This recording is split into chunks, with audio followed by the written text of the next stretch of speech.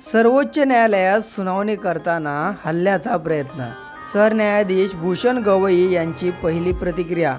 सर्वोच्च न्यायालयात वकिलाने सरन्यायाधीश BR गवई यांच्यावर बूट फेकण्याचा प्रयत्न केला। CJI गवई म्हणाले, अशा गोष्टींचा माझ्यावर कोणताही परिणाम होत नाही। एका वकिलाने घोषणाबाजी करून देशाचे सरन्यायाधीश भूषण गवई यांच्या अध्यक्षतेखालील खंडपीठावर बूट फेकण्याचा प्रयत्न केल्याने सर्वोच्च न्यायालय हादरले। CJI गवई यांनी हल्ल्याच्या प्रयत्नानंतर पहिली प्रतिक्रिया देत म्हणाले की अशा गोष्टींचा माझ्यावर कोणताही परिणाम होत नाही। बार अँड बेंचच्या अहवालानुसार ही घटना घडली तेव्हा गवई खंडपीठासमोर खटल्याचा उल्लेख करत होते।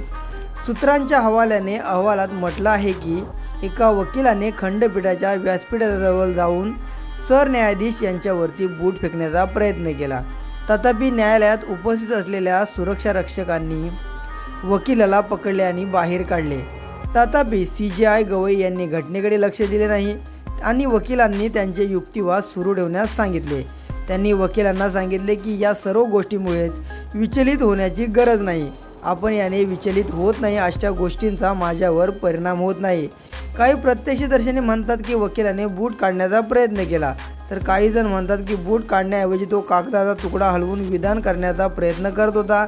काही घटना खजुराहो येथील भगवान विष्णूच्या तुटलेल्या मूर्तीच्या जीर्णोद्धाराशी संबंधित खटल्यात सरन्यायाधीश BR गवई यांनी केलेल्या टिप्पणीशी जोडले जात आहेत। 16 सप्टेंबर रोजी सरन्यायाधीश गवई यांनी खटल्याची सुनावणी घेण्यास नकार दिला। असं म्हटले की प्रकरण भारतीय पुरातत्व सर्वेक्षणाच्या अधिक्षेत्रात आहे आणि ते सर्व धर्माचा आदर करतात, असं सुद्धा त्यांनी म्हटलं होतं। तर या संपूर्ण घटनेवरती तुमची प्रतिक्रिया नक्की कमेंट करा।